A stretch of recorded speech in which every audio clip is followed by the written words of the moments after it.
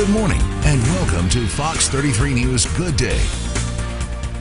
Good morning and welcome to the only local newscast on right now in the Arcla, Texas. It's 8:29. I'm Jeanne Francine here in the Weather Center with meteorologist Josh MARCISZ. First, Josh, I want to say happy National Weather's Persons Day. Thank you very much. Yes, sir. And with the active forecast, we've already got rain. You're definitely busy today. It's kept us busy for the last few days here. It's been so nice to have the warmer pattern, but that is gone today. It's a cold front now almost completely through the region. So if you stepped out there already, you know it is cold as temperatures have dipped into the 40s and seeing a bit of mist and fog set up here through much of the region, especially I-20 and southward, and where we have the temperatures in the 30s and low 40s. That's actually where we're seeing the rain this morning. We're at 37 in Idabel, 40 in Mount Pleasant, Shreveport at 46, Texarkana at 45, and still a few locations across Sabine and Natchitoches parishes in the 50s. You can see there is some rain developing behind the front, kind of passing through Red River County and also McCurtain County. We do have some additional showers developing, which will eventually kind of slide up towards the Texarkana area, so we're not quite done with the rain there. And Shreveport not likely done with it either, as we'll have some more rain develop in the upcoming hours.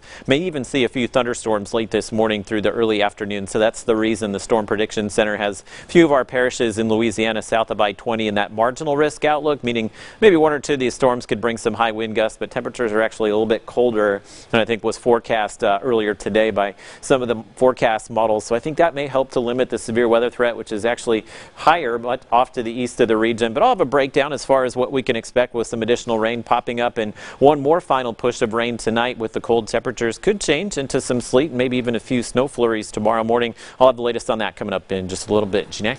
All right, Josh, thank you. In our top story, a Shreveport woman sits in jail this morning accused of charging thousands of dollars to her friend's debit card. According to the Caddo Parish Sheriff's Office, Tiffany King was arrested Friday after investigators received a Crime Stoppers tip. King spent over $13,000 in unauthorized charges. Detectives determining the victim's card was used on Facebook via Facebook Pay in the victim's name. Transfers from the victim's account were later linked to King. In a developing story now, a political movement comes to Louisiana to challenge conservatives to rethink the death penalty. The organization known as Louisiana Conservatives Concerned About the Death Penalty will host a public event outside the Capitol building in Baton Rouge today. The conservative Republican group is asking fellow conservatives to rethink their stance on the death penalty. Organizers say it goes against a limited government belief, creates wasteful spending, and does not uphold a true pro-life position. The death penalty costs at least $1 million more per case than life in prison without parole. And many people are under the false perception that that's because it takes too long. In reality, we see that 70% of those costs are coming from the trial alone. The system is rampant with wrongful convictions because we know that government's fallible. We know that it's ineffective, that it uses our resources poorly, and that it's prone to corruption. And the death penalty is certainly no exemption from that. Last year, former Republican State Senator Dan Claytor introduced a bill to abolish the death penalty. It was defeated in the Senate in a 25-13 vote. Louisiana's last lethal injection was in 2010.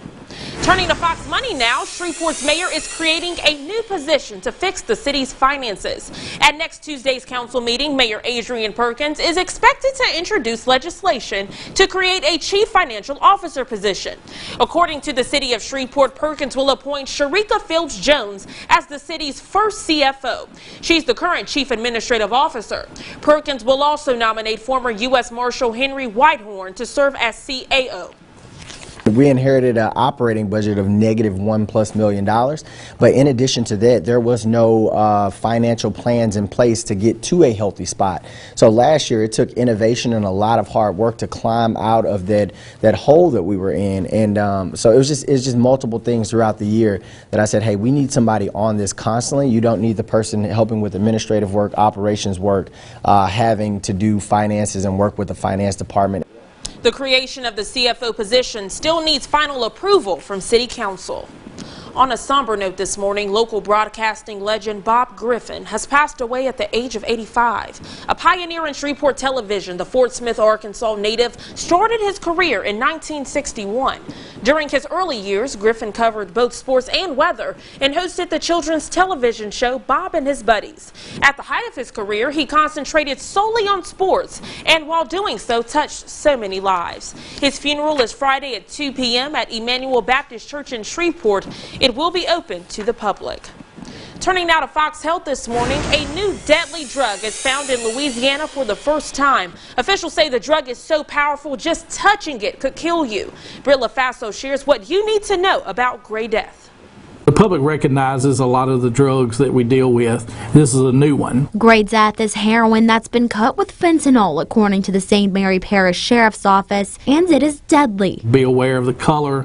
Looks like chunks of concrete. Spencer says gray death first started appearing in Alabama and Georgia in 2017. Then it moved to Ohio and Pennsylvania. Now deputies say it's here in Louisiana. You don't even want to touch this if at all possible. You don't want to put it on your hands. Officials say gray death is reportedly 10,000 times more potent than morphine. Just touching gray death could kill you. You would really hate to see somebody innocent, touch this, not knowing what it is, or a child, to touch that, not knowing what it is.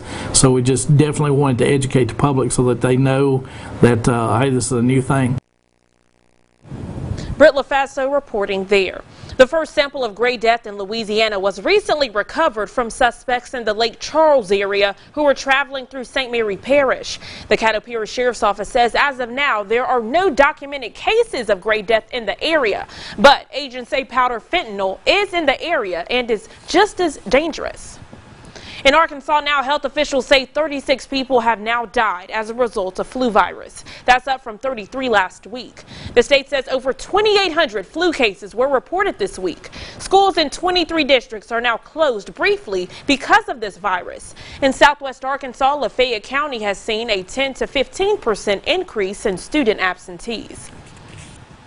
Meanwhile, the University of Arkansas has canceled several study abroad trips as concerns rise over the spread of coronavirus. The university is canceling 3 faculty-led trips that would have made stops in China. Officials say they're following the school's policy of not allowing students into countries with elevated travel warnings. Well, coming up, meteorologist Josh MARCISZ has a full check of your forecast. And we're taking a look at the latest in the impeachment trial against President Donald Trump. That's after the break.